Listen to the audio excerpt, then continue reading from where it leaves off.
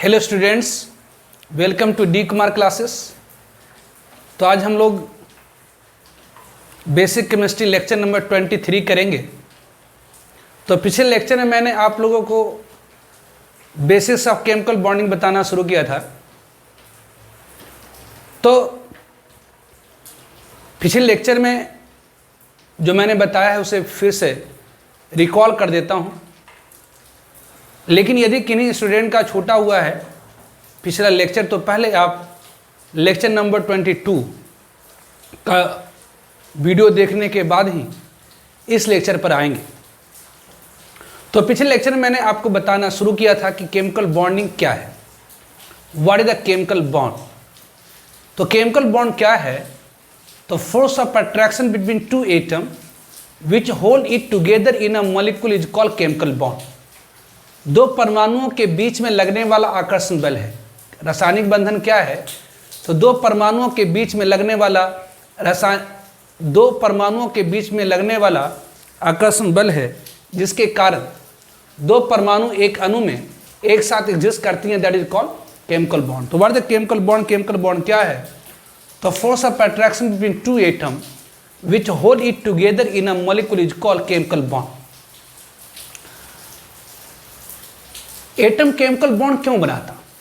Y atoms form chemical bond? इसे explain करने के लिए there are different theories of chemical bonding. First one is the Kossel Lewis theory, second one is the valence bond theory, third one is molecular orbital theory. तो first one that is the Kossel Lewis theory. तो according to this theory, इस theory के अनुसार atom form करता है chemical bond. Atoms form chemical bond to complete 8 electron that is also called octet, और 2 electron that is also called duplet in their outermost orbit. तो कॉसेस-लेविस theory के अनुसार एटम केमिकल बॉन्ड बनाता है ताकि वो अपने बाहरी कक्षा में 8 इलेक्ट्रॉन पूरा कर सके, जिसे हम लोग ऑक्टेट कहते हैं, या 2 इलेक्ट्रॉन पूरा कर सके, दैट इज डुप्लेट। तो atoms form chemical bond to complete 8 electron that is also called octet, और 2 electron that is also called duplet in their outermost orbit. या इसी थ्योरी को दूसरे शब्दों में कहते हैं कि एटम फॉर्म करता है केमिकल बॉन्ड ताकि वो अपनी इलेक्ट्रॉनिक कॉन्फिगरेशन इनर्ट गैस जैसी कर सके, मतलब helium, neon, argon, krypton, xenon, radon जैसी कर सके। ऑब्वियसली 8 इलेक्ट्रॉन किसके आउटरमोस्ट ऑर्बिट में होती है? तो neon, argon, krypton, xenon, radon. तो एटम केमिकल बॉन्ड बनाता है ताकि वो अपनी इलेक्ट्रॉनिक कॉन्फिगरेशन को, इस थ्योरी के अनुसार एटम केमिकल बॉन्ड बनाता है ताकि अपने आउटरमोस्ट ऑर्बिट में वो 8 इलेक्ट्रॉन पूरा कर सके, मतलब neon, argon, krypton, xenon, radon जैसी इलेक्ट्रॉनिक कॉन्फिगरेशन पा सके, और डुप्लेट पूरा कर सके, मतलब हीलियम जैसी कॉन्फिगरेशन पा सके। तो हीलियम जैसी कॉन्फिगरेशन कौन पाएगा? तो जो हीलियम के अगल बगल में एलिमेंट होगी। नियॉन जैसी कॉन्फिगरेशन कौन पाएगा? तो जो नियॉन के अगल बगल में एलिमेंट होगी, जैसे सोडियम है, मैग्नीशियम है, एल्युमिनियम है, फ्लोरीन है, ऑक्सीजन है, नाइट्रोजन, ये सब अपनी इलेक्ट्रॉनिक कॉन्फिगरेशन नियॉन जैसी करना चाहता। आर्गन जैसी कॉन्फिगरेशन कौन पाना चाहता? तो जो आर्गन के अगल बगल में एलिमेंट है, जैसे पोटेशियम है, कैल्शियम है, क्लोरीन है, फास्फोरस है, सल्फर है।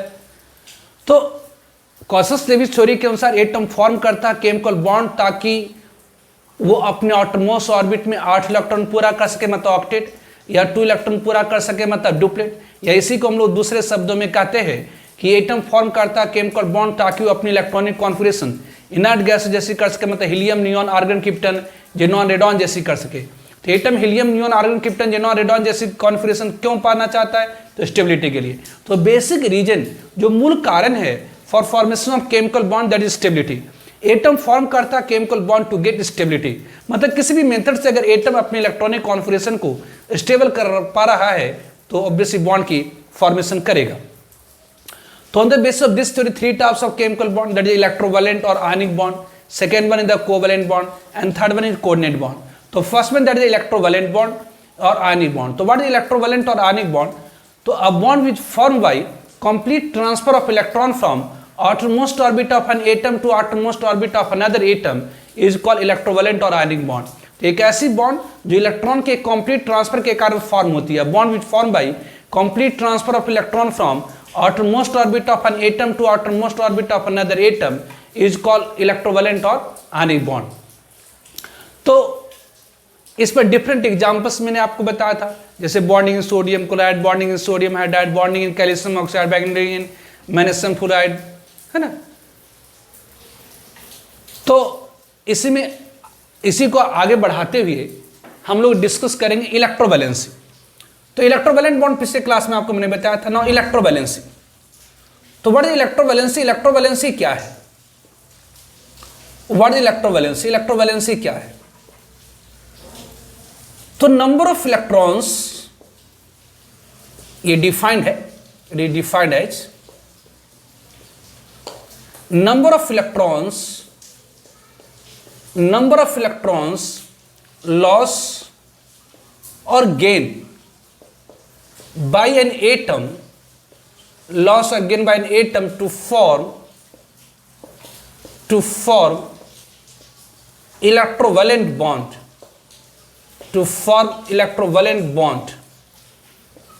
is called, कहलाती है इलेक्ट्रोवैलेंसी।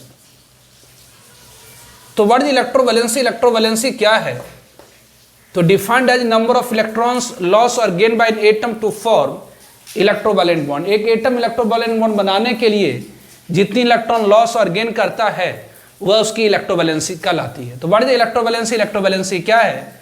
तो नंबर ऑफ इलेक्ट्रॉन्स लॉस और gain by an atom to form electrovalent bond is called electrovalency. तो एक एटम इलेक्ट्रोवैलेंट बॉन्ड बनाने के लिए जितनी इलेक्ट्रॉन लॉस और गेन करता है वह उसकी इलेक्ट्रोवैलेंसी कहलाती है। जैसे तो आपसे पूछा जाए इलेक्ट्रोवैलेंसी ऑफ सोडियम, सोडियम की इलेक्ट्रोवैलेंसी कितनी? तो सोडियम की कहेंगे जी एटॉमिक नंबर 11 होती है, कॉन्फिगरेशन 281। तो सोडियम इलेक्ट्रोवैलेंट बॉन्ड बनाने के लिए क्या करा? तो 1 इलेक्ट्रॉन लॉस करता है, इसलिए इलेक्ट्रोवैलेंसी बन। अगर का आपसे कहा जाए इलेक्ट्रोवैलेंसी ऑफ पोटेशियम, पोटेशियम की इलेक्ट्रोवैलेंसी कितनी? तो पोटेशियम की एटॉमिक नंबर 19, कॉन्फिगरेशन क्या? तो 2881, मतलब ये 1 इलेक्ट्रॉन लॉस करता है, तो इलेक्ट्रोवैलेंसी बन। तो फर्स्ट ग्रुप में इलेक्ट्रोवैलेंसी ऑफ हाइड्रोजन, हाइड्रोजन क्या करता है? 1 इलेक्ट्रॉन गेन करता है, इसलिए इलेक्ट्रोवैलेंसी हाइड्रोजन की कितनी? तो 1। तो फर्स्ट ग्रुप में जितने भी एलिमेंट हैं सबकी इलेक्ट्रोवैलेंसी कितनी होती है? तो 1 होती है। उसी तरह से सेकेंड वन अगर आप ले लें इलेक्ट्रोवैलेंसी ऑफ कैल्शियम, मैग्नीशियम, अगर आपसे पूछा जाए इलेक्ट्रोवैलेंसी ऑफ मैग्नीशियम, मैग्नीशियम की इलेक्ट्रोवैलेंसी कितनी? तो मैग्नीशियम की एटॉमिक नंबर होती है 12, इलेक्ट्रॉनिक कॉन्फिगरेशन 282। तो मैग्नीशियम इलेक्ट्रोवैलेंट बॉन्ड बनाने के लिए अपने 2 इलेक्ट्रॉन को लॉस करता है, इसलिए electrovalency 2। Electrovalency of calcium, calcium की इलेक्ट्रोवैलेंसी कितनी? तो 2। तो सेकेंड ग्रुप में जितनी भी एलिमेंट है उसकी इलेक्ट्रोवैलेंसी कितनी है? तो 2। उसी तरह से आप भी ले सकते हैं इलेक्ट्रोवैलेंसी ऑफ एल्युमिनियम, एल्युमिनियम की एटॉमिक नंबर कितनी होती है? तो एल्युमिनियम की एटॉमिक नंबर 13, कॉन्फिगरेशन 283। तो इलेक्ट्रोवैलेंट बॉन्ड बनाने के लिए 3 इलेक्ट्रॉन लॉस करता है। उसी तरह से अगर पूछा जाए इलेक्ट्रोवैलेंसी ऑफ, अगर आपसे कहा जाए फ्लोरीन, फ्लोरीन की इलेक्ट्रोवैलेंसी कितनी? तो फ्लोरीन की atomic number 9, configuration 27। Electrovalent bond बनाने के लिए क्या करता है? तो 1 इलेक्ट्रॉन गेन करता है, electrovalency 1। Electrovalency of chlorine, chlorine क्या करता? तो क्लोरीन की atomic number 17, configuration 287। Electrovalent bond बनाने के लिए 1 इलेक्ट्रॉन गेन करता है, इसलिए इलेक्ट्रोवैलेंसी 1 हो गई। उस तरह से अगर अपन कहें इलेक्ट्रोवैलेंसी ऑफ, अगर आप कहें ऑक्सीजन, ऑक्सीजन की इलेक्ट्रोवैलेंसी कितनी? तो ऑक्सीजन की atomic number 8, configuration 26। Electrovalent bond बनाने के लिए 2 इलेक्ट्रॉन गेन करता है, इसलिए इलेक्ट्रोवैलेंसी 2। उस तरह से अगर आपसे कहा जाए इलेक्ट्रोवैलेंसी ऑफ नाइट्रोजन, नाइट्रोजन की इलेक्ट्रोवैलेंसी कितना? तो नाइट्रोजन की एटॉमिक नंबर 7, कॉन्फिगरेशन 25। तो ये ऑक्टेट पूरा करने के लिए 3 इलेक्ट्रॉन गेन करेगा, इसलिए इलेक्ट्रोवैलेंसी 3। तो व्हाट इज इलेक्ट्रोवैलेंसी? इलेक्ट्रोवैलेंसी क्या है? तो defined as number of electrons loss और gain by an atom to form electrovalent bond. एक एटम इलेक्ट्रोवैलेंट बॉन्ड बनाने के लिए जितनी इलेक्ट्रॉन लॉस और गेन करता है वह उसकी इलेक्ट्रोवैलेंसी कहलाती है। तो व्हाट इज इलेक्ट्रोवैलेंसी? इलेक्ट्रोवैलेंसी क्या है? तो नंबर ऑफ इलेक्ट्रॉन्स लॉस और gain by an atom to form electrovalent bond is called electrovalency. तो इलेक्ट्रोवैलेंट बॉन्ड क्या है?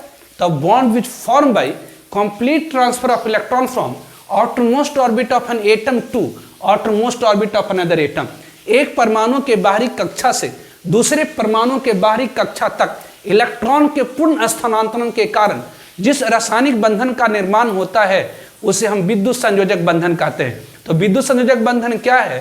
तो एक ऐसी रासायनिक बंधन जिसका निर्माण होता है इलेक्ट्रॉन के पूर्ण स्थानांतरण के। तो इलेक्ट्रॉन के पूर्ण स्थानांतरण के कारण जिस रासायनिक बंधन का निर्माण होता है उसे हम विद्युत संयोजक बंधन कहते हैं। तो इलेक्ट्रोवैलेंसी क्या है, विद्युत संयोजकता क्या है, इलेक्ट्रोवैलेंसी क्या है, विद्युत संयोजकता क्या है, तो नंबर ऑफ इलेक्ट्रॉन्स लॉस और gain by an atom to form electrovalent bond. एक एटम इलेक्ट्रोवैलेंट बॉन्ड बनाने के लिए जितनी इलेक्ट्रॉन लॉस और गेन करता है वह उसकी इलेक्ट्रोवैलेंसी कहलाती है। जैसे ये सारा आपने एग्जांपल्स देखा, ठीक है। Now variable electrovalency, variable electrovalency,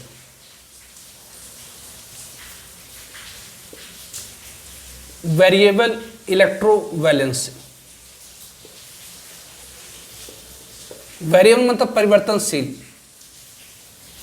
मतलब एक से ज्यादा। जैसे आप देखिए फर्स्ट ग्रुप का जितना एलिमेंट है, sodium, potassium, rubidium, caesium, francium, सबकी इलेक्ट्रोवैलेंसी कितनी होती है, तो 1 फिक्स है। इसकी इलेक्ट्रोवैलेंसी हमेशा किसी भी कंपाउंड में जाए, कैसे भी कंपाउंड बनाए, इसकी इलेक्ट्रोवैलेंसी क्या, तो 1 फिक्स है। उस तरह से magnesium, calcium, strontium, barium, radium, second group वाली एलिमेंट किसी भी कंपाउंड में हो, उसकी इलेक्ट्रोवैलेंसी 2। तो फर्स्ट ग्रुप वाली कोई भी एलिमेंट किसी भी कंपाउंड में मौजूद होगी, उसकी इलेक्ट्रोवैलेंसी 1 है। सेकेंड ग्रुप वाले कोई भी एलिमेंट किसी कंपाउंड में मौजूद होगी, उसकी इलेक्ट्रोवैलेंसी 2 होगी। तो ये क्या है, तो फिक्स्ड इलेक्ट्रोवैलेंसी होगी। ये क्या है, तो फिक्स्ड इलेक्ट्रोवैलेंसी होगी। तो ये वेरिएबल क्या होती है, वेरिएबल इलेक्ट्रोवैलेंसी क्या होती, तो there are some elements which shows more than 1 type of electrovalency. कुछ ऐसे एलिमेंट है जो एक से ज्यादा प्रकार की इलेक्ट्रोवैलेंसी शो करता है, that is called variable electrovalency. जैसे आप कहिए कि ये क्यूप्रस क्लोराइड, ये आपको यहां पर इलेक्ट्रोवैलेंसी 1 है, क्यूप्रिक क्लोराइड इलेक्ट्रोवैलेंसी 2 है, तो ये क्या कहलाएगी, तो वेरिएबल है। उसी तरह से अगर आप कहिए FeCl2, FeCl3, यहां पर इस कंपाउंड में आयरन की इलेक्ट्रोवैलेंसी 2 है, जबकि इस कंपाउंड में आयरन की इलेक्ट्रोवैलेंसी क्या है, तो 3 है। तो ये क्या कहलाती है, तो वेरिएबल इलेक्ट्रोवैलेंसी। इसे हम क्या कहते हैं, तो जैसे उसी तरह से आप कहिए कि ये GaCl है, ये GaCl3 है, ये क्या है, तो वेरिएबल इलेक्ट्रोवैलेंसी है। तो वेरिएबल इलेक्ट्रोवैलेंसी क्या है, तो देयर आर सम एलिमेंट्स, कुछ ऐसे एलिमेंट्स हैं, देयर आर सम एलिमेंट। जैसे आप फर्स्ट ग्रुप के कोई भी एलिमेंट लीजिए, सोडियम, पोटेशियम, रुबिडियम, सीजियम, किसी भी कंपाउंड में मौजूद रहेगा, उसकी इलेक्ट्रोवैलेंसी हमेशा 1 है, फिक्स है। सेकेंड ग्रुप वाली कोई भी एलिमेंट होगी, that is beryllium, magnesium, calcium, strontium, barium, radium, किसी भी कंपाउंड में मौजूद होगी, उसकी इलेक्ट्रोवैलेंसी हमेशा 2 होगी, ये फिक्स हो गई। लेकिन कुछ ऐसे एलिमेंट हैं, देयर आर सम एलिमेंट्स, लेकिन कुछ ऐसे एलिमेंट्स हैं विच सोज more than one type of electrovalency, कहलाता है कॉल्ड वेरिएबल इलेक्ट्रोवैलेंसी। उसी को क्या कहा जाता, तो वेरिएबल इलेक्ट्रोवैलेंसी। तो there are some elements which shows more than 1 type of electrovalency, कहलाता है वेरिएबल इलेक्ट्रोवैलेंसी। तो there are some element which shows more than 1 type of electrovalency called variable electrovalency. For example जैसे कहते हैं iron सोज, popular है, बहुत ज्यादा हम लोग यूज करते हैं, जैसे एग्जाम्पल देते हैं आयरन सोज, ऐसे वेरिएबल इलेक्ट्रोवैलेंसी के बारे में और फिर केमिकल बॉन्डिंग में फिर से पढ़ाऊंगा, लेकिन बेसिक केमिस्ट्री में इतना ही। तो जैसे तो वहां पर वेरिएबल इलेक्ट्रोवैलेंसी आपको डिटेल में बताऊंगा, अभी जस्ट इंट्रोड्यूस कर दे रहे कि वेरिएबल इलेक्ट्रोवैलेंसी क्योंकि यूज होगी है एंड देयर। तो वेरिएबल बेसिक सब केमिकल बॉन्डिंग में वही सारी कॉन्सेप्ट हम लोग पढ़ रहे हैं जो हेयर एंड देयर यूज होंगी। ऐसे इन डेप्थ आपको केमिकल बॉन्डिंग जो अलग चैप्टर होंगी उसमें अपन बताएंगे। तो वेरिएबल इलेक्ट्रोवैलेंसी क्या है, तो there are some element which shows more than 1 type of electrovalency called variable electrovalency. For example जैसे आयरन सोज करता है 2 type of electrovalency, 2 types of electrovalency. Iron show करता है 2 प्रकार की electrovalency, that is 2 and 3 due to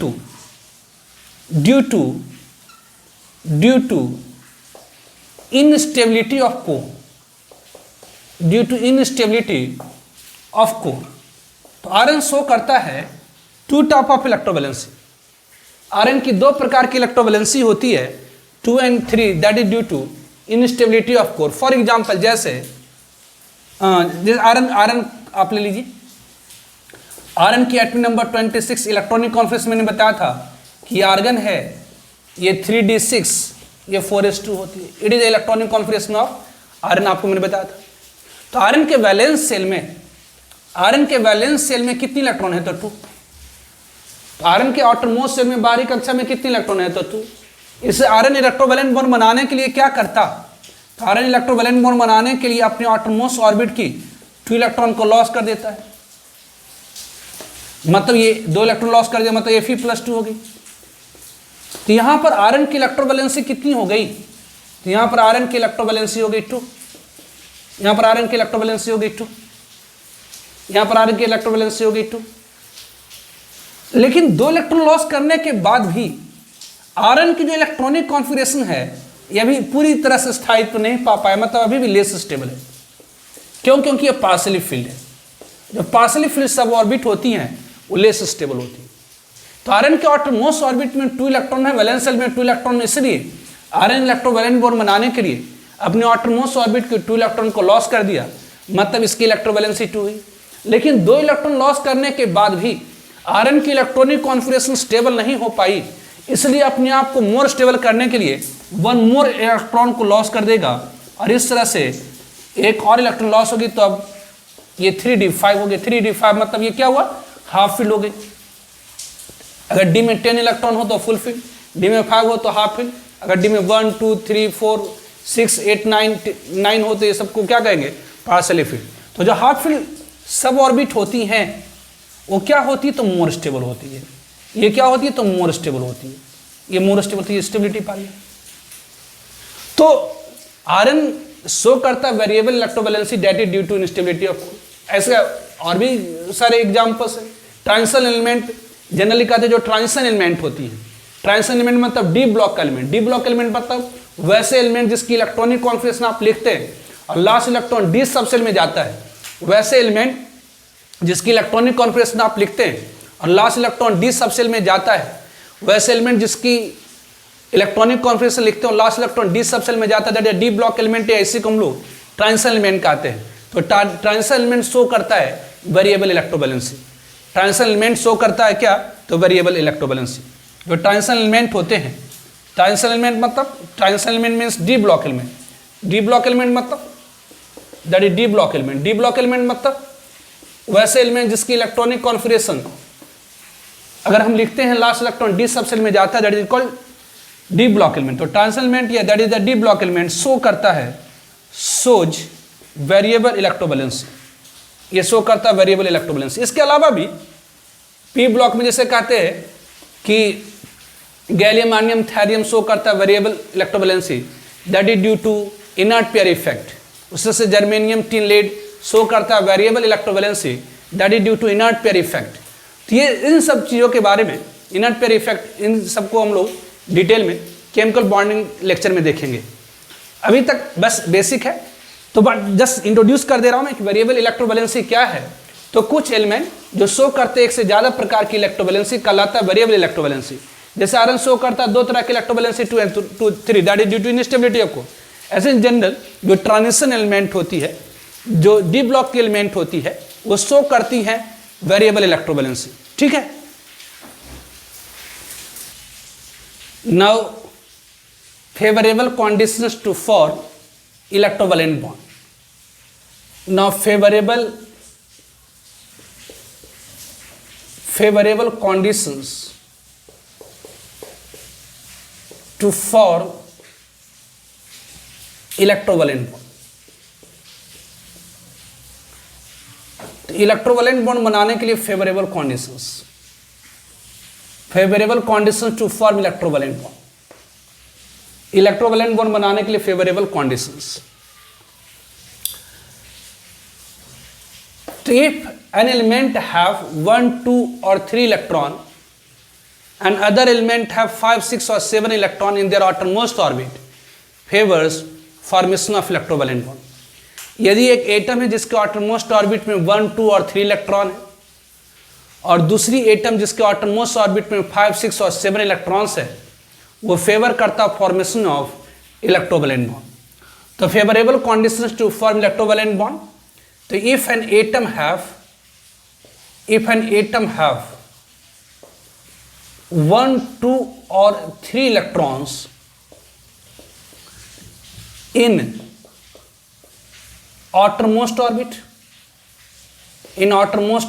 and other element have 5, 6 or 7 electron in their outermost orbit,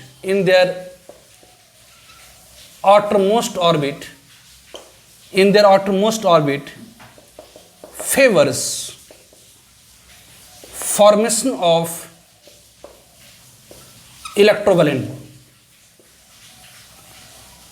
तो एक ऐसी एटम जिसके आउटरमोस्ट ऑर्बिट में, if an atom have 1, 2, 3 electron and outermost and other element या अदर एटम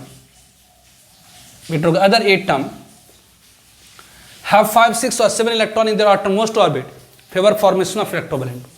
तो अगर दो atom है, एक एटम जिसकी बाहरी कक्षा में 1, 2 और 3 इलेक्ट्रॉन है, और दूसरी एटम जिसके बाहरी कक्षा में 5, 6 और 7 इलेक्ट्रॉन है, तो फेवर करेगा इलेक्ट्रोवैलेंट बॉन्ड। तो जिसके आउटरमोस्ट ऑर्बिट में 1, 2 या 3 इलेक्ट्रॉन, वो क्या करना चाहेगा? इलेक्ट्रॉन को लॉस करना चाहेगा। और जिसके आउटरमोस्ट ऑर्बिट में 5, 6 और 7 इलेक्ट्रॉन है, वो क्या करना चाहेगा? तो इलेक्ट्रॉन को गेन करना चाहेगा। तो एक ऐसी एटम जिसके आउटरमोस्ट ऑर्बिट में 1, 2 और 3 इलेक्ट्रॉन है, और दूसरी एटम जिसके आउटरमोस्ट ऑर्बिट में 5, 6 और 7 इलेक्ट्रॉन है, वो फेवर करता formation of electrovalent bond. Second point, if difference of electron negativity between two atom is greater than 1.7, अगर दो एटम है, जैसे अगर आपने लिए सोडियम है और ये क्लोरीन है, क्लोरीन की इलेक्ट्रॉन नेगेटिविटी 3 है और सोडियम की 0.9 है, इन दोनों के बीच में इलेक्ट्रॉन नेगेटिविटी का डिफरेंस कितना होता है? 2.1 का। तो यदि दो एटम के बीच में इलेक्ट्रॉन नेगेटिविटी का डिफरेंस 1.7 से ज्यादा होता है, favours formation of electrovalent bond. तो यदि दो एटम के बीच में इलेक्ट्रॉन नेगेटिविटी का डिफरेंस 1.7 से ज्यादा है, तो फेवर करता है फॉर्मेशन ऑफ इलेक्ट्रोवैलेंट बॉन्ड। तो ऑब्वियसली, तो second point, if difference of electron negativity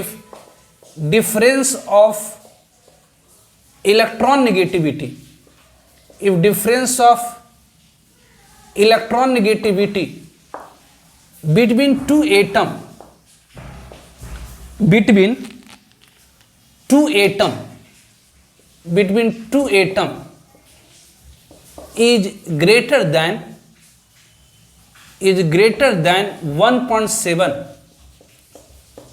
is greater than 1.7, generally, समान तौर पर जनरली फेवर करता है फॉर्मेशन ऑफ इलेक्ट्रोवैलेंट बॉन्ड।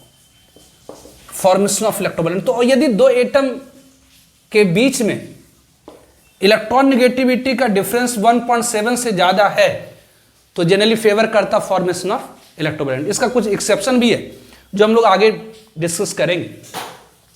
तो ऐसे समान तौर पर, if difference of electron negativity between two atom is greater than 1.7, अगर दो एटम के बीच में इलेक्ट्रॉन नेगेटिविटी का डिफरेंस 1.7 से ग्रेटर होता है, तो फेवर करता formation of electrovalent bond. Third point, यदि दो एटम है, एक ऐसी एटम जिसकी आउनास एनर्जी लो है, मतलब एक ऐसी एटम जिससे इलेक्ट्रॉन को निकालना इजी है, आसान है, और दूसरी ऐसी एटम जिसकी इलेक्ट्रॉन एफिनिटी है, मतलब दूसरी एक ऐसी एटम है जो इलेक्ट्रॉन को गेन करना चाहता है। यदि दो एटम ऐसी है, इसमें से एक एटम की आउनासन एनर्जी लो है, एक एटम की आउनासन एनर्जी लो है, आउनासन एनर्जी लो मतलब इलेक्ट्रॉन को निकालना आसान है, मतलब आसानी से इलेक्ट्रॉन को लॉस कर देगा, और दूसरी एटम है जिसकी इलेक्ट्रॉन एफिनिटी हाई है। इलेक्ट्रॉन एफिनिटी मतलब इलेक्ट्रॉन गेन करने की टेंडेंसी हाई है। तो वैसे केस में फेवर होता है इलेक्ट्रोवैलेंट बॉन्ड। तो if an atom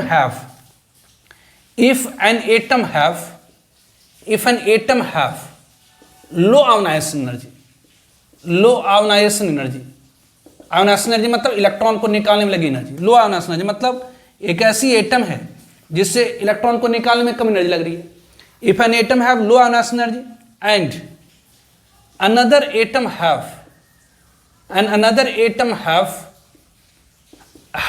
high electron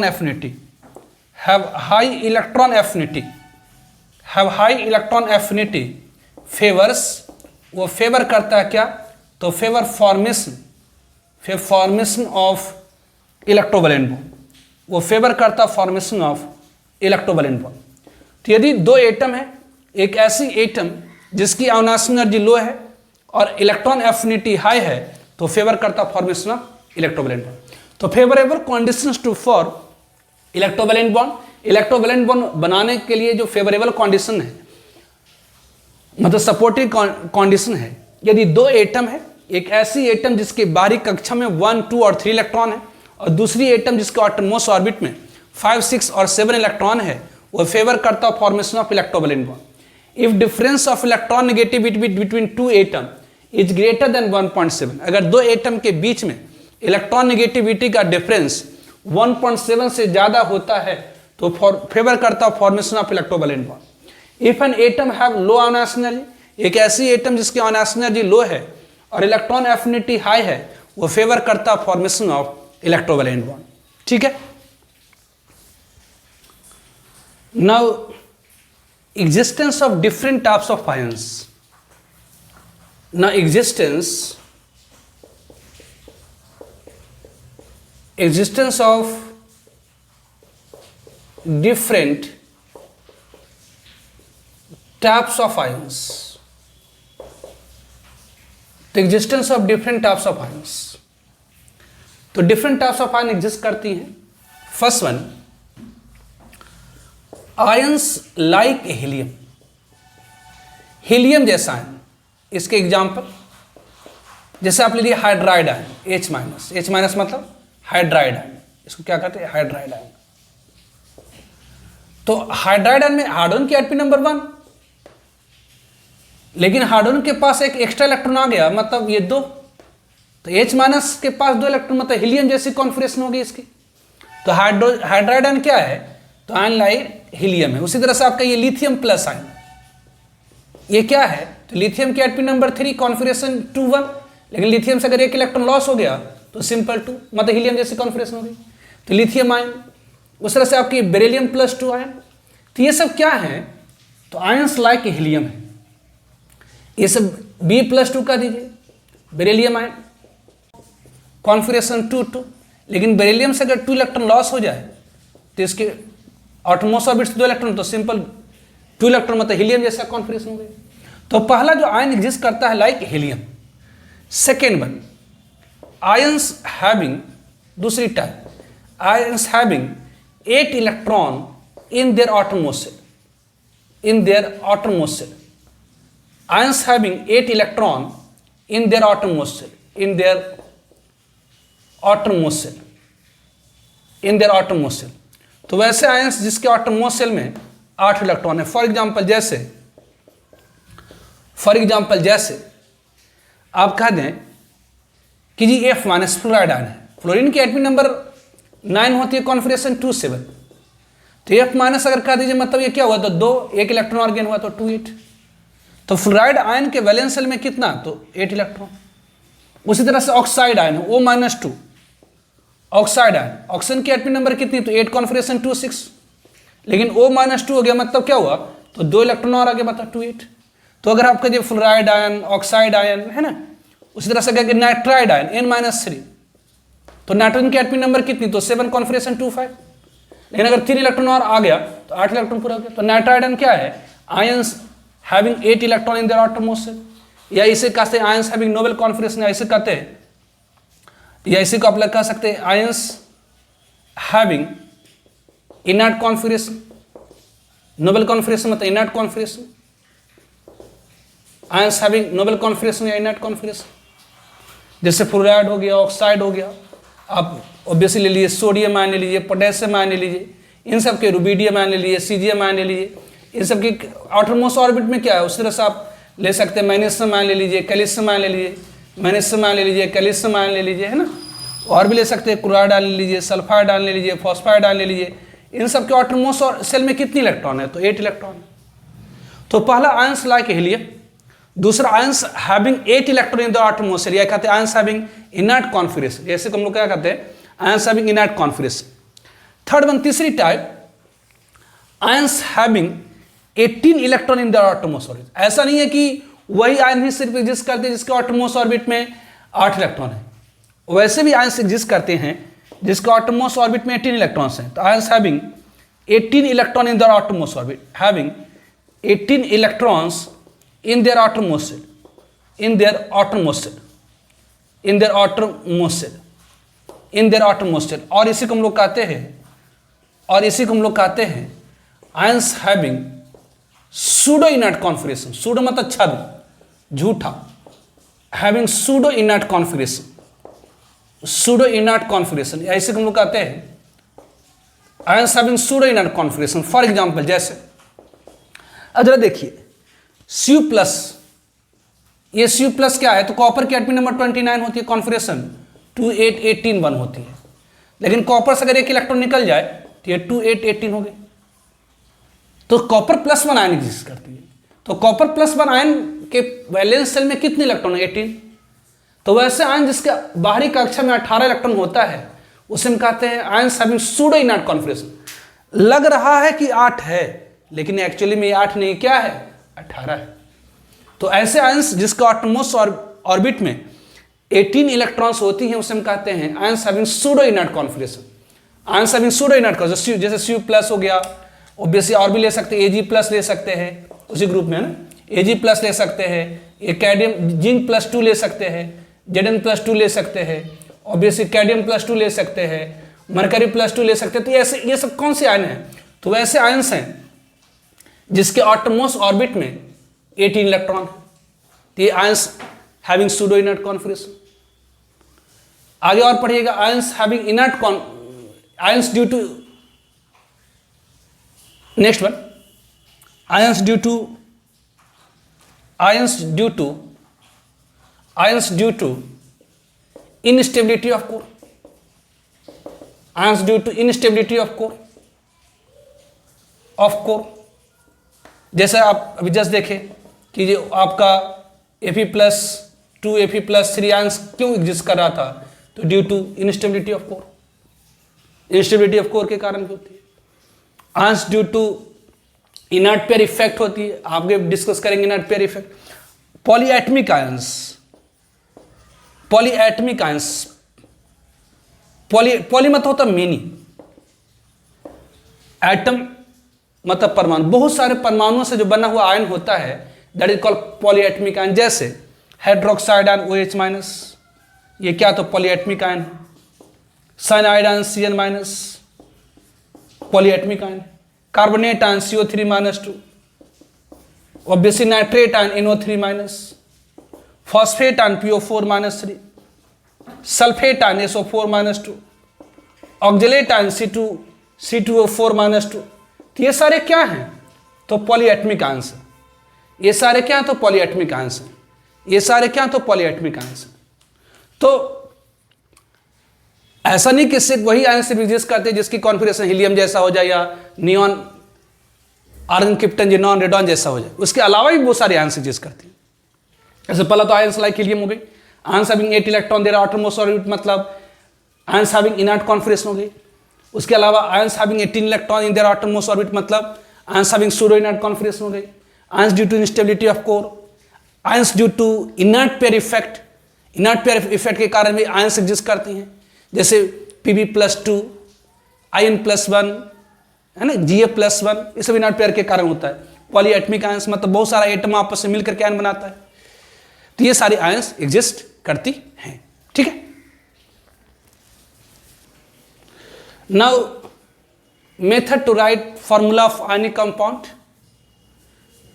now method, ये सब तो आपने पढ़ा होगा 9th में। मेथड टू राइट, ऑब्वियसली इसमें बेसिक केमिस्ट्री में तो अपन वही सारी चीज़ों को डिस्कस कर रहे हैं जो है हेयर एंड देयर यूज होंगी, और आप इन सारे में बहुत सारी चीज़ें आप 9th 10th में भी पढ़ करके आए होंगे। जैसे ये method to write formula of electrovalent compound,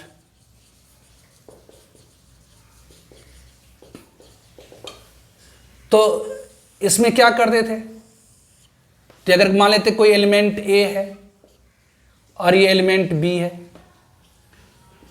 यहां पर इलेक्ट्रोवैलेंसी मतलब सिंपल वैलेंसी भी कर सकते हैं, इलेक्ट्रोवैलेंसी या सिंपल वैलेंसी।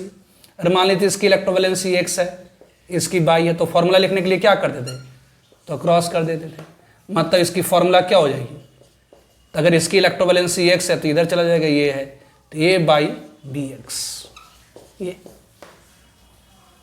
ठीक है। फॉर एग्जाम्पल जैसे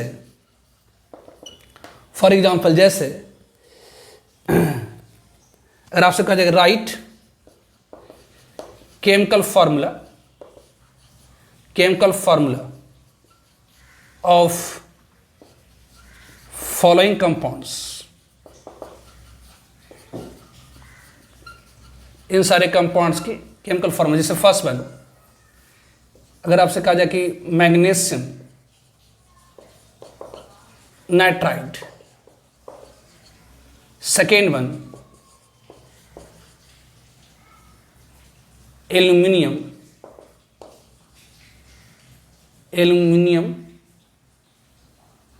सल्फेट, थर्ड वन कैल्शियम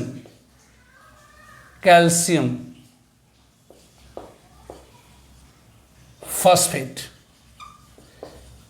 करें इन सब के फॉर्मूला बताइए। तो ऑब्वियसली क्या करेंगे,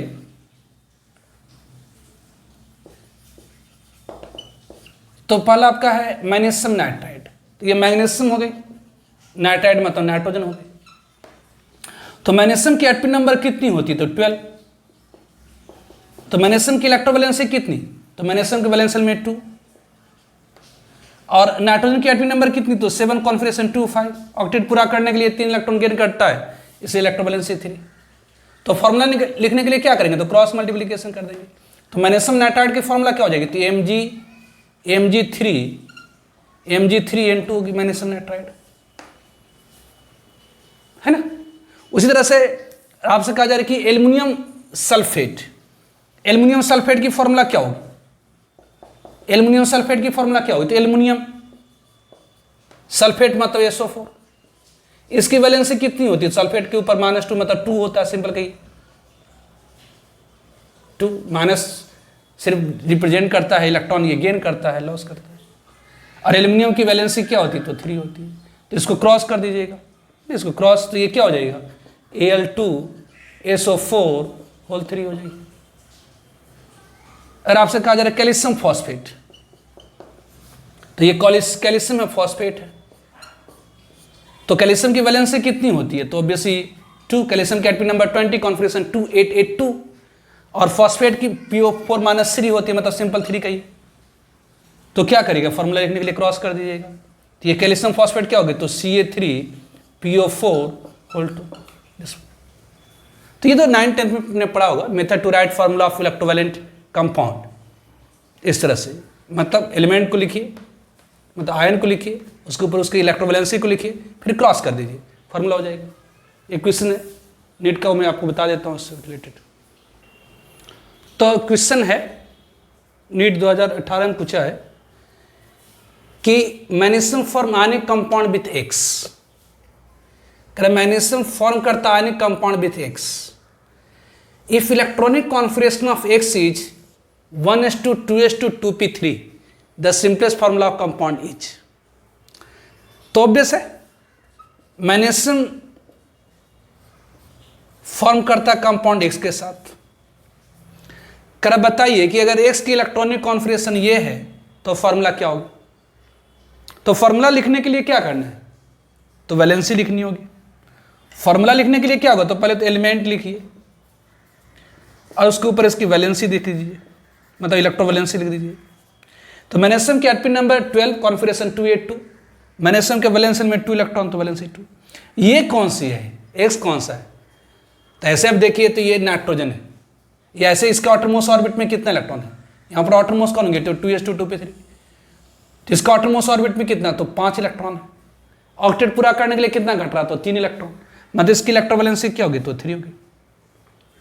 या डायरेक्ट इलेक्ट्रॉन काउंट के लिए 2 2 4 3 7, 7 किसका है, तो नाइट्रोजन का। या सीधे की आउटरमोस्ट ऑर्बिट में कितना इलेक्ट्रॉन है, तो 3 2 5। ऑक्टेट पूरा करने के लिए कितना घट रहा, तो 3, इलेक्ट्रोवैलेंसी 3 होगी।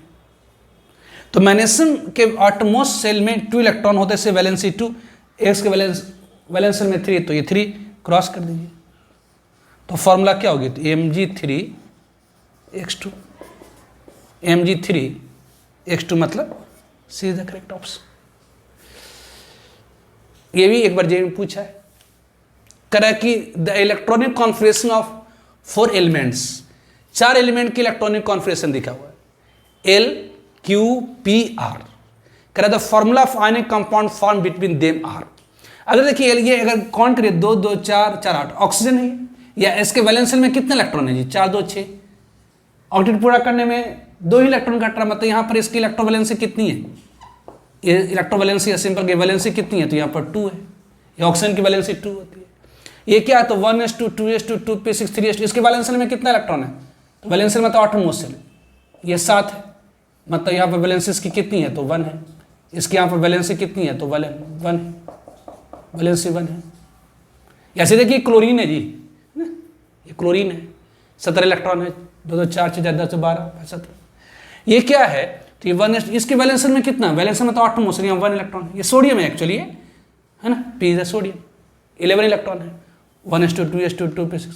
तो यहाँ वैलेंसी कितनी है, तो 1 है। यहाँ पर क्या है, तो ये 1s2 2s2 2p6, ऑटोमोशन में 2 इलेक्ट्रॉन, मतलब ये मैग्नीशियम 2 2 4 6 10 2 12, मतलब यहाँ पर वैलेंसी में 2 इलेक्ट्रॉन, इसलिए मैं वैलेंसी 2। तो ऑब्वियसली कंपाउंड किस किस के बीच में फॉर्म होगी, तो आपको मैंने बताया कि ऐसी एटम जिसके ऑटोमोस्ट ऑर्बिट में 5 6 7 हो, और दूसरा एटम जिसका ऑटोमोस्ट ऑर्बिट में 1 2 3 इलेक्ट्रॉन हो, वो फॉर्म करता है इलेक्ट्रोवैलेंट बॉन्ड। तो इलेक्ट्रोवैलेंट बॉन्ड किसके किसके बीच में बनेगा, तो L और P के बीच में, मतलब L और P के बीच में बनेगा। और किसके बीच में बनेगा, L और R के बीच में बनेगा। और किसके बीच में बनेगा, P और Q के बीच में बनेगा। और किसके बीच में बनेगा, तो R और Q के बीच में बनेगा। अब फॉर्मूला क्या होगी, तो L की वैलेंसी कितनी, तो 2 है, और P की वैलेंसी कितनी है, तो 1 है। तो क्रॉस कर दीजिए, तो क्रॉस कर दीजिएगा तो क्या हो जाएगा, ये हो जाएगा आपका ये L P2, मतलब P2L हो जाएगा। ऑब्वियसली L की वैलेंसी कितनी है, तो L की वैलेंसी है आपका 2, और R की वैलेंसी कितनी है, तो ये है 2। तो ये क्या हो जाएगा, तो RL नहीं रह जाएगा, ये आपका है ना, ये क्रॉस करेगा तो RL ही रह जाएगा।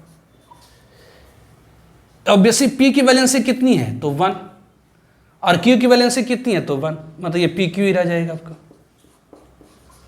ये RQ है, R की वैलेंसी कितनी है, तो 2, और Q की वैलेंसी कितनी, तो 1। इसको इधर करेंगे तो ये आपका हो जाएगा, क्रॉस कर देना है ना, क्रॉस कर देना है, तो ये हो जाएगा आपका R1 Q2।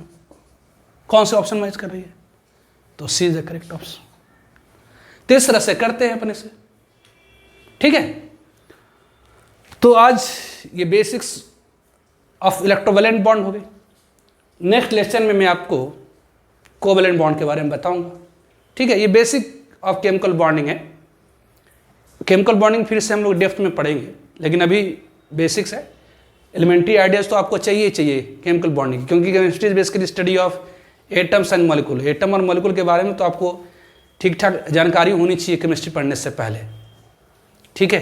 तो आप लोग पढ़ करके आए भी हैं, लेकिन हेयर एंड देयर चूँकि हम लोग नीट और जेई लेकर के, जेई मेन एडवांस लेकर के चल रहे हैं, तो उसके लिए कुछ एक्स्ट्रा हमें चाहिए होता है, इसी से बता रहे हैं, ठीक है। Okay, bye.